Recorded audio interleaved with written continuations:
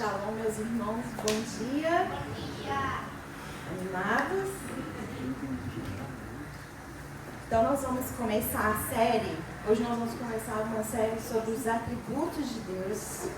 É um tema assim, muito importante para a igreja estudar, mergulhar nesse assunto, porque diz respeito a quem Deus é e o que Ele faz. E eu gostaria que você guardasse essas duas coisas: quem Deus é e o que Ele faz. Os atributos de Deus diz respeito a quem Deus é e o que Ele faz. O que me chamou muita atenção do nome Miguel é que Miguel, ele é uma expressão, na verdade, né? Ele é uma oração. E a expressão é: quem é como Deus? Né? A palavra Miguel reflete exatamente de saber quem Ele é. Por saber quem Ele é, Ele faz essa indagação: quem é como Ele? Não existe. Então, antes da gente começar, queria que você orasse por você agora, pedisse ao Senhor, o Espírito Santo, para falar ao seu coração, não deixar você distrair, ficar com a sua mente cativa aqui agora. Oramos por isso, Pai. Eu oro por cada irmão aqui, que a palavra caia em uma boa terra, Senhor, que não haja distrações, mas que o Teu Espírito tenha liberdade para ministrar nos nossos corações. Amém. Então, irmãos, os atributos de Deus são qualidades atribuídas ao caráter divino de acordo com o que Ele nos revela.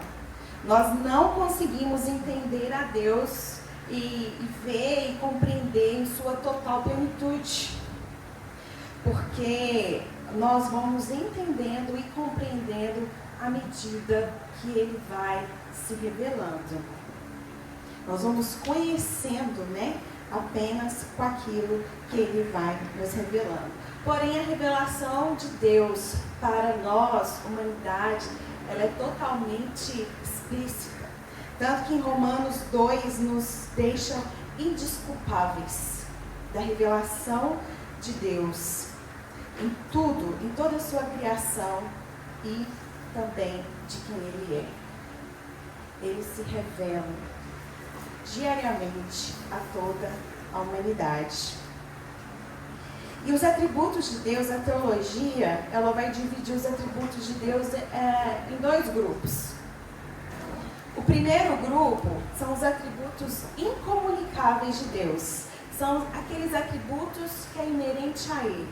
A onipotência, a onisciência, a onipresença, a eternidade, o eterno, são atributos dele. E tem os atributos comunicáveis, aqueles que Ele compartilha conosco e deseja também que nos tornemos semelhantes, que é a bondade, o amor, a misericórdia, a santidade, a justiça e por aí vai. E hoje nós vamos nos concentrar no atributo da verdade.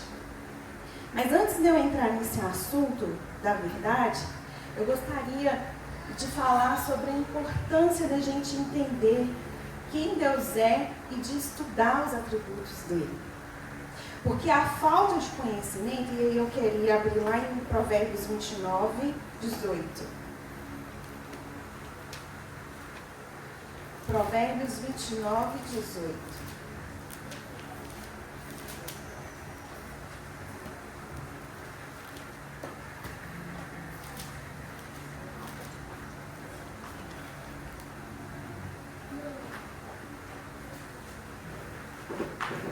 Provérbios 29, 18 diz assim: não havendo profecia, o povo se corrompe, mas o que guarda a lei, esse é feliz. Não havendo direção, não havendo visão, não havendo conhecimento, o povo se corrompe, mas o que guarda a lei, esse é feliz. Então, a falta do conhecimento de quem Deus é corrompe as pessoas. A falta de conhecimento de quem Deus é e do que Ele faz traz destruição, traz corrupção no meio da igreja, no meio do seu povo. E hoje vamos fazer Hoje, quando nós olhamos, né? Vamos falar aqui, em geral, da igreja evangélica. Porque só Deus sabe quem é a igreja dele e onde está espalhado no mundo, né? Tem índio lá na selva agora que não é de igreja nenhuma, mas é a igreja de Cristo.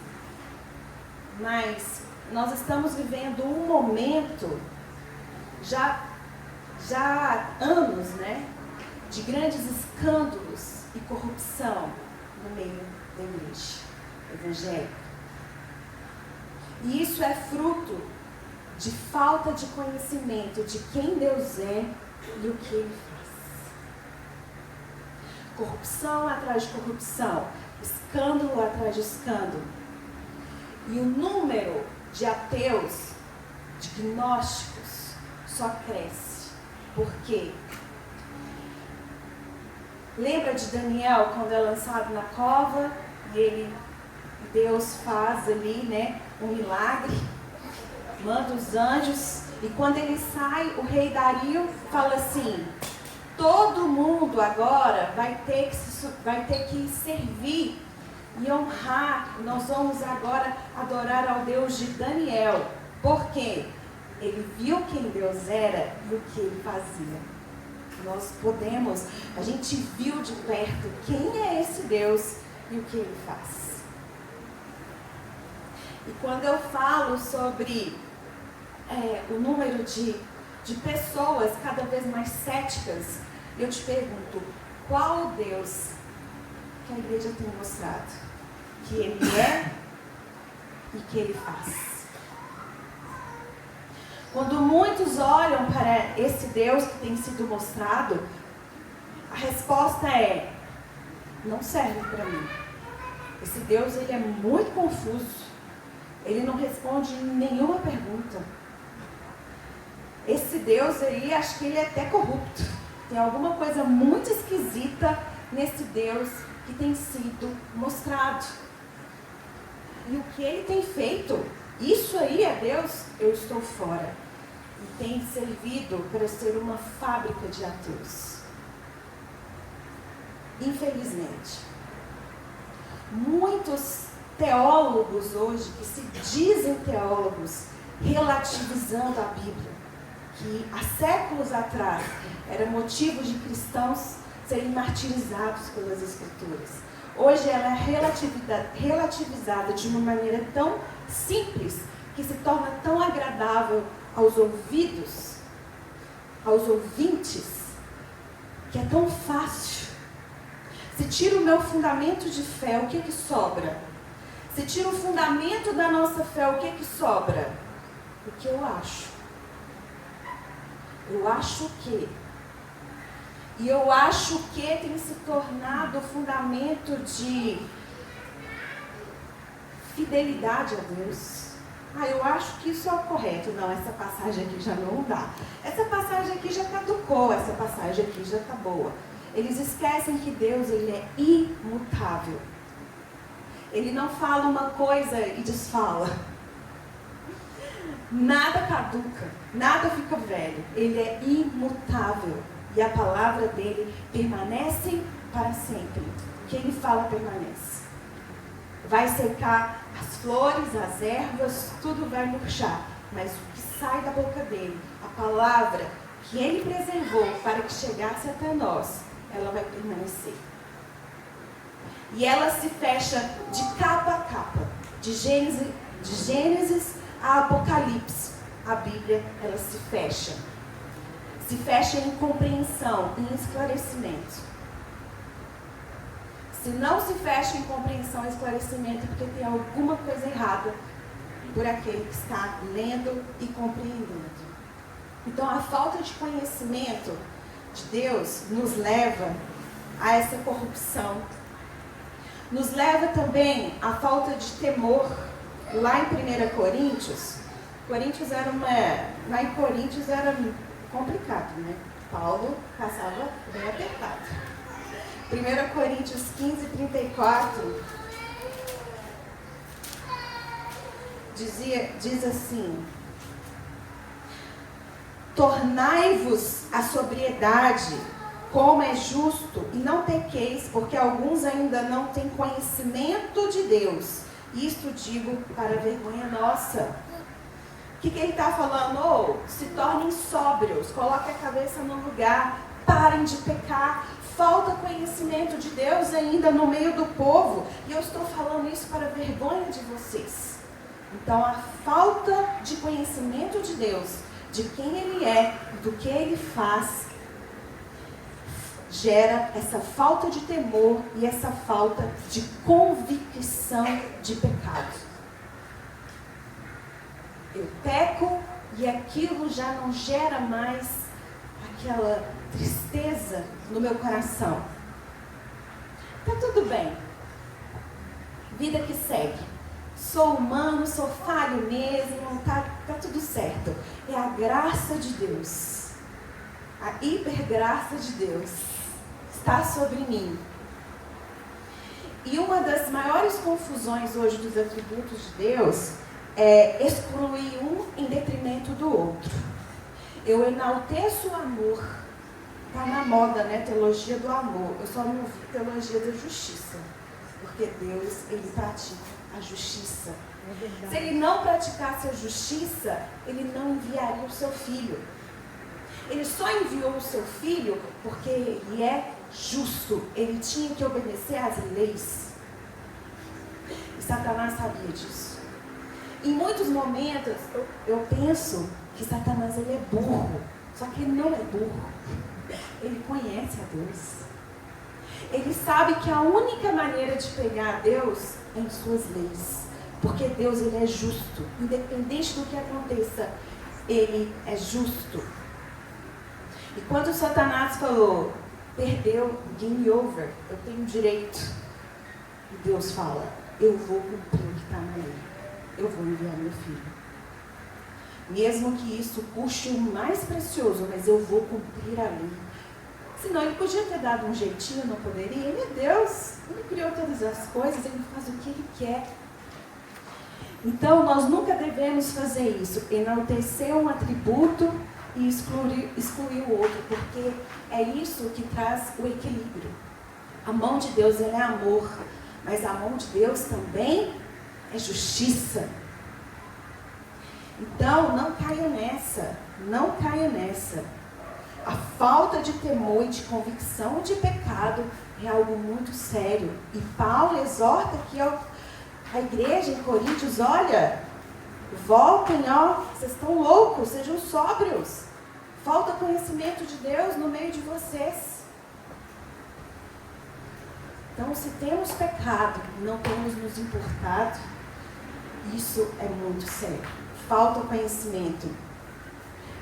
Outra consequência da falta de conhecimento de quem Deus é e o que Ele faz, deixa o cristianismo híbrido, sincrético, crê em tudo, é uma mistureba. Ao mesmo tempo que eu estou lá lendo Spurgeon, eu estou lá acreditando na rosa vermelha que está dentro da minha casa. É um sincretismo. Tudo serve. Não existe um parâmetro. Eu não tenho conhecimento das escrituras. Eu engulo tudo que me passa. Tudo serve. Se eu não tenho esse conhecimento, o cristianismo se torna sem forma, misturado, híbrido. Eu creio em tudo que me falam. E eu faço aquela salada mista na minha fé. O que for conveniente, exatamente. E é uma bagunça na teologia. A pessoa pode até estudar a Bíblia, ver o que está escrito ali, mas ela começa a barganhar com Deus. Eu fico imaginando como é difícil ser Deus. Eu sempre falo isso. É muito difícil ser Deus. Imagina todo mundo ao mesmo tempo falando mal, barganhando com Ele. que deve acontecer todos os dias. E será que isso tem acontecido hoje? Esse sincretismo na igreja, na massa, né? Na igreja evangélica. Vocês conseguem ver esse hibridismo, esse sincretismo, essa falta de fundamento sólido que você olha para a pessoa? A maioria dos cristãos não sabem falar da Bíblia, de coisas básicas. A maioria. A maioria nunca leu sua Bíblia inteira, de Gênesis a Apocalipse. Ou então fica só no Novo Testamento, que fala que o Velho é muito difícil de ler. Ou então fala que o Velho não serve mais. E como que nós vamos mostrar quem Deus é, o que Ele faz, se a gente não consegue explicar coisas básicas do que está escrito, do que o Senhor nos deixou? Então, eu vejo uma igreja muito infantilizada na fé, nos fundamentos, que precisa de muitos apetrechos, né, para estar com Deus. Precisa... Eu gosto de um ambiente assim, de uma música assim, de uma luz assim, de uma palavra assim. E a pergunta é: você conhece a Deus? Você gosta dele? Quem ele é? E o que ele faz? Quem Deus é para você? E a falta de conhecimento de Deus também tira a verdadeira adoração. É impossível adorar se você não conhece. Lá em João 4:22, Jesus falando à mulher samaritana: vós adorais o que não conheceis, nós adoramos o que conhecemos, porque a salvação vem dos judeus. Mas vem a hora e já chegou em que os verdadeiros adoradores adorarão o Pai em espírito e em verdade, porque são estes que o Pai procura para os seus adoradores. Lá em Atos 17, 23. Atos 17, 23.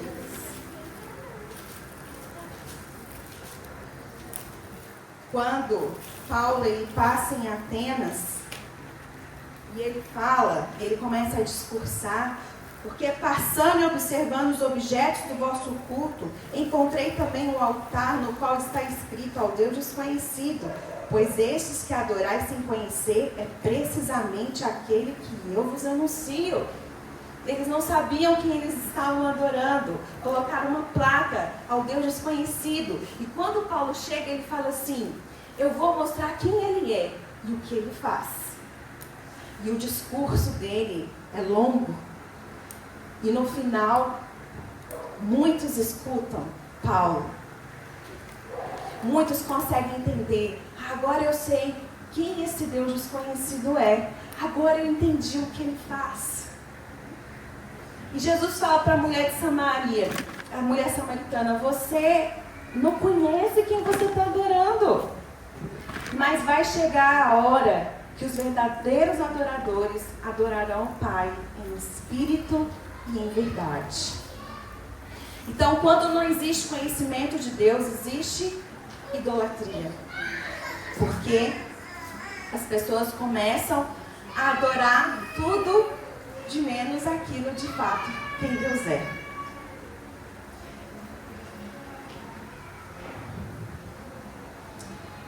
Tem uma fala que sempre me incomoda muito nas pessoas: ah, mas Deus nunca faria isso. Deus ele não é assim não. Ou seja, ela cria um Deus dentro da caixa dela, não sabe quem ele é, e ainda exige que ele haja da forma que ela gostaria. Tem um teólogo que fala que ele é totalmente outro, né? Esqueci o nome dele, mas ele é totalmente outro, ele é totalmente outra coisa do que você pensa. Não limite a ele. ele é totalmente outro. Então, irmãos, esse tema é de extrema importância mergulharmos nele. Porque hoje eu vejo que Deus ele está cada vez mais saindo das mensagens, das palavras. Hoje é aquele Deus, Papai Noel, né? Que te dá tudo. Mas pouco tem se estudado de quem ele é, dos seus atributos, de que ele faz. Isso não é tão interessante.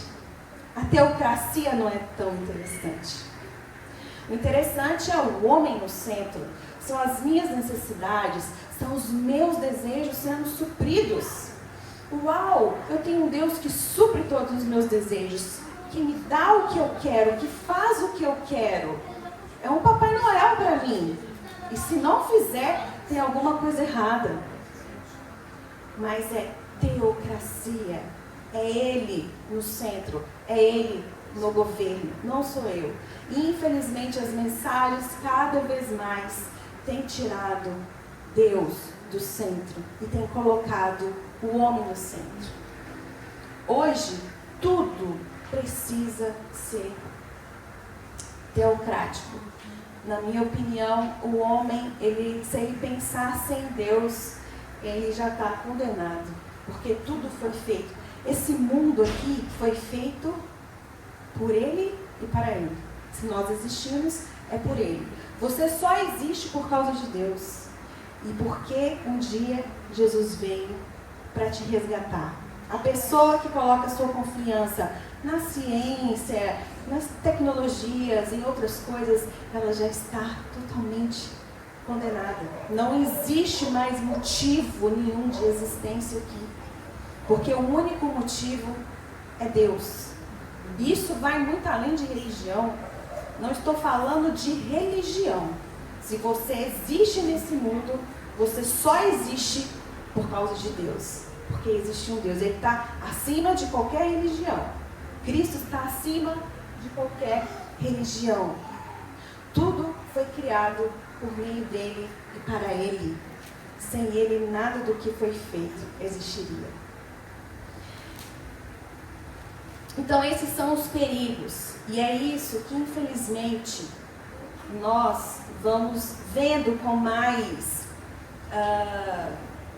vem aumentado, infelizmente. A palavra tem se diluído. Tem se tornado ralinha. As pessoas sempre saem do culto com aquele sentimento bom, gostoso. Poucas saem constrangidas pelo seu pecado, posicionadas.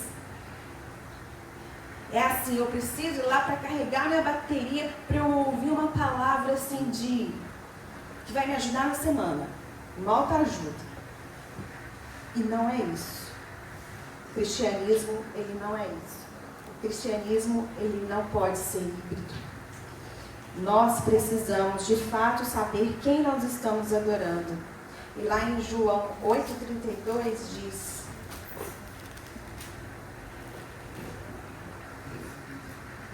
e conhecereis a verdade, e a verdade vos libertará. E em Jeremias, um versículo que eu gosto muito, Jeremias 9:23. O título é: Conhecer a Deus constitui a glória do homem. Jeremias 9:23 e 24. Assim diz o Senhor: não se glorie o sábio na sua sabedoria, nem o forte na sua força, nem o rico nas suas riquezas, mas o que se gloriar, glorie-se nisto, em me conhecer e saber que eu sou o Senhor e faço misericórdia, juízo e justiça na terra, porque dessas coisas me agrado, diz o Senhor. Então Deus, ele está falando assim: sábio, não se glorie na sua sabedoria, rico, não se glorie na sua riqueza. A única glória que pode constituir um homem é no conhecimento de quem eu sou. Porque se o homem não conhecer quem de fato eu sou, ele pode ser destruído. Ele cai na falta de temor e não tem mais convicção dos seus pecados. Ele não consegue entender mais quem eu sou e cai no sincretismo. Ele não sabe mais em quem ele acredita e cai na idolatria. E ele se perde totalmente. Ele é o Deus verdadeiro. Ele é o Deus imutável. Sabendo disso, hoje nós vamos nos concentrar então em um atributo de Deus, que é a veracidade. Deus é um Deus de verdade. Deus é um Deus verdadeiro. O que significa esse atributo? Significa que Deus, tudo que é verdade provém dele. Tudo que provém dele é necessariamente, verdadeiramente infalível e absolutamente confiável. De modo que ele é o próprio Deus verdadeiro. O atributo da veracidade também expressa a fidelidade de Deus, ou seja, tudo que ele revelou de si mesmo é genuíno, e por ser fiel, ele nunca fará nada que afronte a sua natureza ou contradiga a sua palavra. E isso é muito forte. Como eu falei, Satanás é o primeiro a saber disso. E eu já pensei muitas vezes, falei assim, por que Satanás não se entrega logo? Né? Se aquele é tão burro assim, ele sabe que já era. Ele já sabe que não tem chance para ele. Por que ele não se entrega? Tipo, acabou, Deus, game over, me rendo. Não, ele luta. E ele sabe que Deus não pode ir contra a sua natureza e contra a sua palavra. E é o que tenta até hoje pegar a Deus em suas próprias leis. Porque ele sabe que Deus, ele nunca irá se contradizer. E ele vai tentar até o último momento. E tem tentado ainda. E, pasmem, ele acredita que ele vai ganhar. Ele acredita que ele vai vencer ainda. Nós já sabemos que não. A palavra já... Deus já mostrou tudo para João o que vai acontecer. Mas ele acredita que a única forma de vencer a Deus é indo contra as leis, a palavra, porque ele sabe que Deus, ele não volta atrás, ele não mente, ele é 100% fiel, confiável, infalível, e ele não pode voltar atrás em nada do que ele faz. Lá em Hebreus, vamos abrir alguns versículos, em Hebreus 10, 23.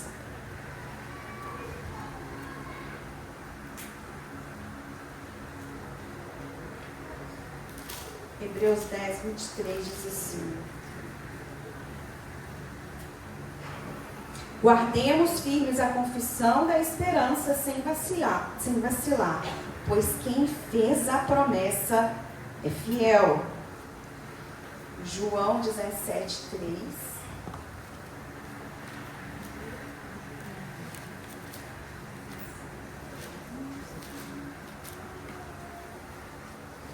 E a vida eterna é esta, que se te conheçam a ti, o único Deus verdadeiro, e a Jesus Cristo, a quem enviastes.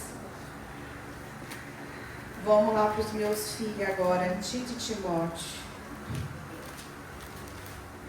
Tito 1:2.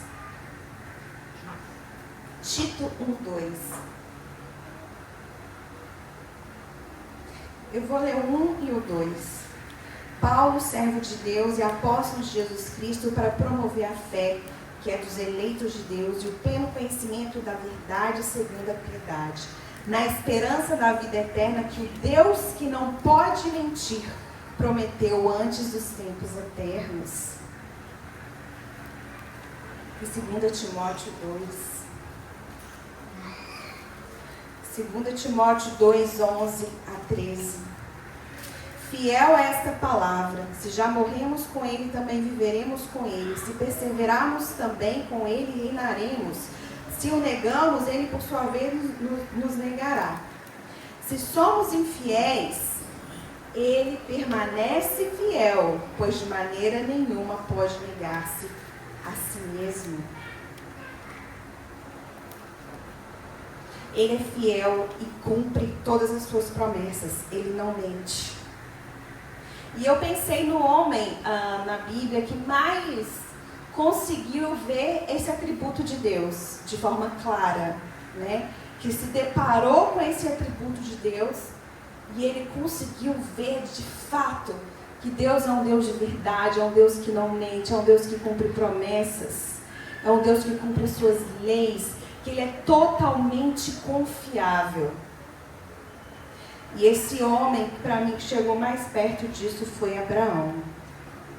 Aquele que confiou tanto em Deus que recebeu o título de amigo de Deus. Ele confiava em cada palavra. De fato, ele foi muito atingido com esse atributo da veracidade de quem Deus é. E eu coloquei aqui 2 momentos da vida de Abraão que eu acho que foram os mais que ele se depara com isso, ele precisa confiar. Primeiro, que é a promessa de um filho, que está lá em Gênesis 15, de 1 a 6. Ele já sendo velho, sua esposa estéril, e Deus fala: eu vou te dar uma descendência. E ele olha e fala: o Deus que eu confio é um Deus de verdade. Se ele está falando que alguma coisa vai acontecer. E a segunda, em Gênesis 22, de 1 a 19, é a oferta de Isaac. Essa, de fato, foi a mais difícil de todas. Quando Deus fala: olha, sacrifica o seu filho. Abraão sabia que Deus era totalmente coerente em tudo que ele falava. E ele obedece. Ele obedece e, de fato, estava ali disponível. Então, claro, temos muitos outros personagens bíblicos que se depararam com esse atributo. Mas Abraão, para mim, foi o que foi mais impactado e deu respostas a isso. De fato, ele viu quem Deus é e o que ele faz. E ele confiou totalmente na palavra de Deus. Totalmente no caráter de Deus. E aí a gente pode se perguntar, né? Será que nós confiamos? Será que nós, de fato, entendemos da veracidade de Deus? Que Ele é um Deus verdadeiro, Ele é um Deus que não pode mentir, Ele é um Deus que cumpre promessas? Será que isso é fato dentro de nós? Existe um livro que chama, acho que é do Philip, não lembro, só sei que é Decepcionados com Deus, né? Philip Yancey, isso. Tanto de gente decepcionada com Deus. Se acontece qualquer coisa errada na vida lá, Deus não foi fiel comigo. Ou quando acontece alguma coisa boa, essa que é que mais me assusta. Vou dar um exemplo. Miguel vai nascer lindo, ai Deus, o Senhor foi tão fiel comigo. Aí um outro casal que infelizmente perdeu o bebê, poxa, Deus não foi fiel comigo. Né? Então, eu me deparo com a fidelidade de Deus no meu parâmetro daquilo que eu quero que Ele faça para mim. Não tem nada a ver com isso. Mesmo se permanecermos infiéis, Ele permanece fiel porque Ele não pode se contradizer. E nós precisamos chegar no nível que, independente do que aconteça, que a verdadeira explicação do Salmo 23. Não é o Senhor meu pastor e nada me faltará. O Senhor é o meu pastor e por isso nada me falta. Não tenho falta porque Ele já está comigo. Mesmo que eu ande pelo vale da sombra da morte, Ele caminha comigo. A tua vara e o teu cajado me consola. Uai, se eu tenho tudo, para que eu vou precisar de consolo? Se Ele vai me dar tudo, para que Ele vai ter que passar comigo no vale? A fidelidade dEle diz muito além do que acontece ou deixa de acontecer na nossa vida. Diz de quem Ele é. Esses dias o Timóteo cismou que ele queria assistir Paixão de Cristo. E eu deixei, eu falei, vai fundo, você quer assistir? Vai. Ele assistiu, ficou desesperado e falou: mãe, ele fez isso só para obedecer o pai dele, porque em muitos momentos Jesus ora, né, que faça a tua vontade, pai. Filho. Ele foi obediente até o final. E eu vendo ali aquele filme de novo, né? Desde o Getsemane, Jesus passando tanta aflição, Jesus se sentindo tanto só, e ele na cruz, ele esbravejando: Pai, por que me abandonastes? Por que me deixastes? E mesmo assim, permanecendo. E eu pensei, a gente não passa nem 0,00001% disso e já acha ruim com Deus. Eu falei: Pai, misericórdia. E Jesus suando sangue lá no jardim de Getsemane, permanecendo firme, ainda orando. A gente passa nem perto de uma angústia. Não posso me angustiar porque eu tenho um Deus fiel na minha vida. Não posso passar por problemas porque eu tenho um Deus fiel na minha vida. Então, gente, se precisamos nos gloriar em alguma coisa, precisamos nos gloriar no conhecimento de Deus e aprofundar em quem Deus é e o que Ele faz. Porque senão nós seremos pegos nos nossos achismos, na nossa falta de temor, na nossa idolatria, na nossa própria destruição. Você pensa que está servindo a Deus, mas é tudo aquilo que Ele não é. Sabendo disso, como a verdade é um atributo de Deus comunicável, Ele nos comunica a verdade, né? Nós também somos chamados a viver a verdade. Ele comunica isso. Eu sou um Deus de verdade. Eu sou um Deus fiel. Eu sou um Deus que não mente. Então, sejam também verdadeiros.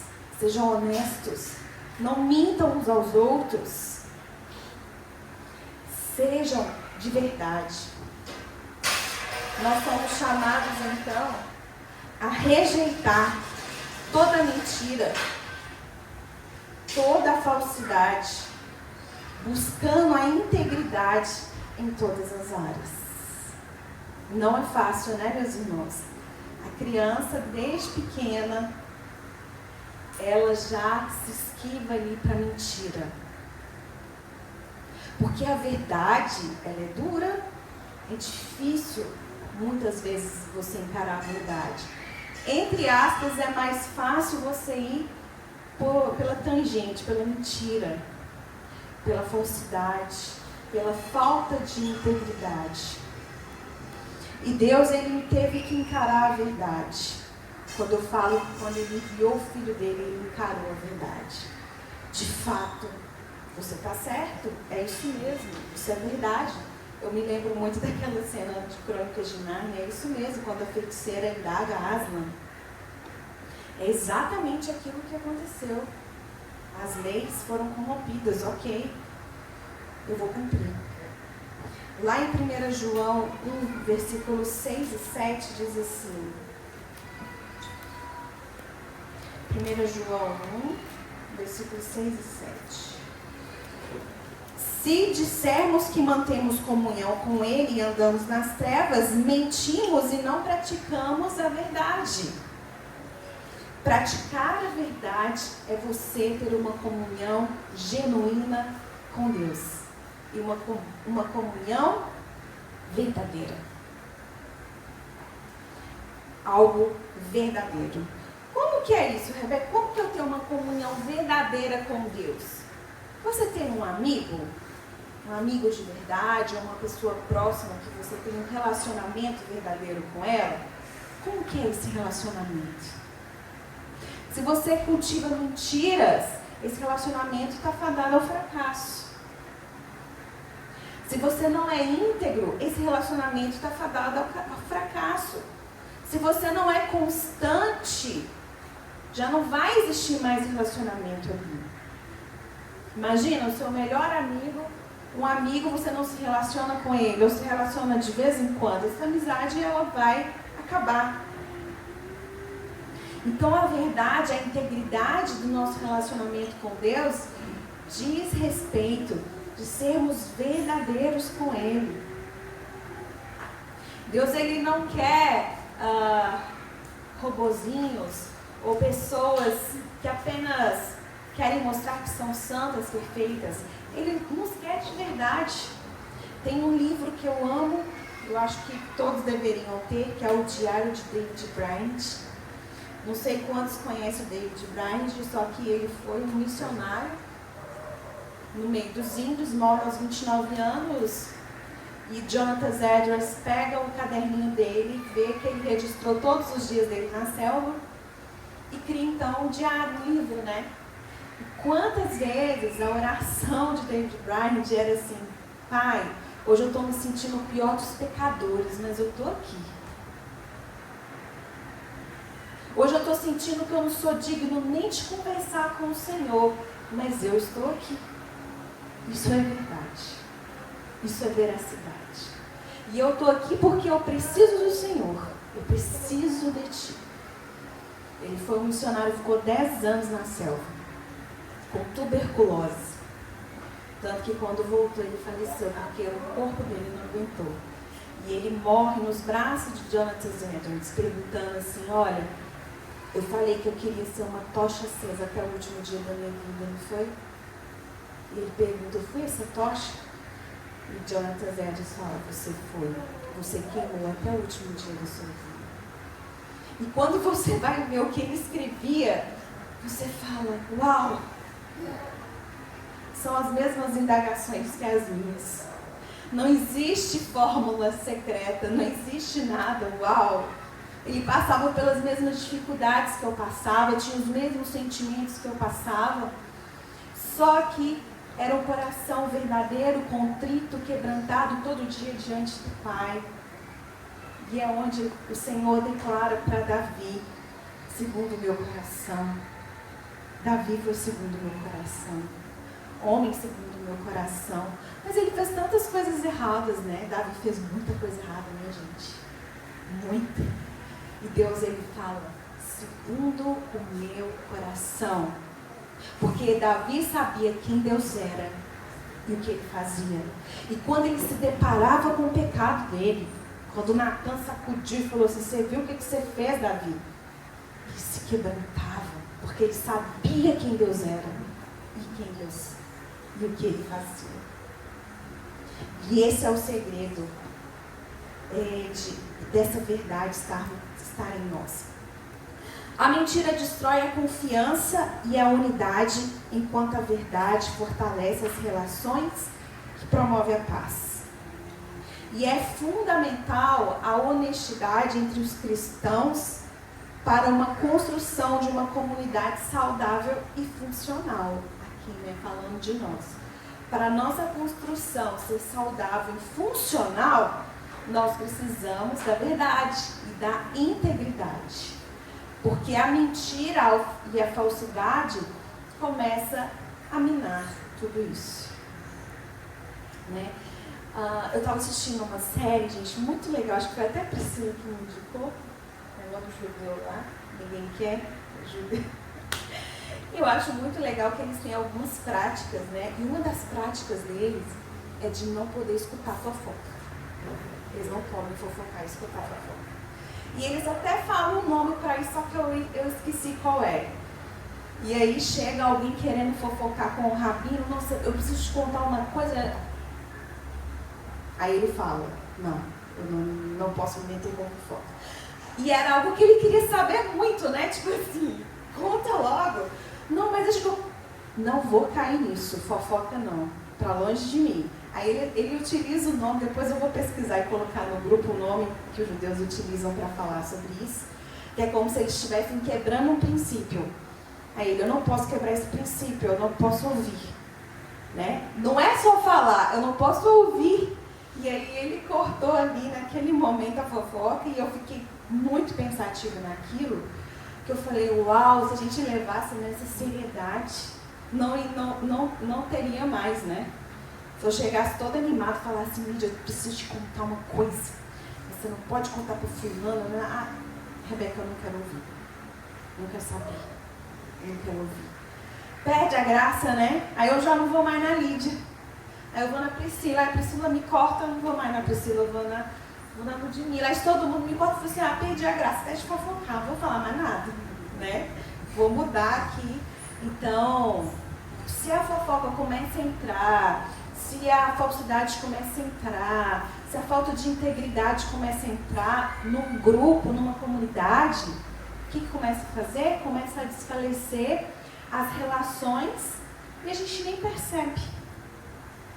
A princípio, depois já está tudo separadinho, já está tudo diluído, já está tudo separado. Por isso que a verdade e a integridade é algo muito importante no meio de um grupo. Lá em 1 João 2,6, não precisa abrir, diz que quem afirma que permanece nele deve andar como ele andou. E isso é um desafio muito grande para nós todos os dias. E esse atributo é um atributo da verdade. Então nós devemos andar em verdade. É algo que eu falo todo dia, principalmente para o Timóteo, né? Porque o Tito é pequenininho e ele fala mais a verdade. O Timóteo já tem mais noção das consequências. E quando ele vê as consequências, ele vai já para a mentira. E é algo que eu falo com ele sempre. Não tenha medo da verdade, independente das consequências. Quem é mentiroso é fraco, é covarde. Quem é verdadeiro é corajoso.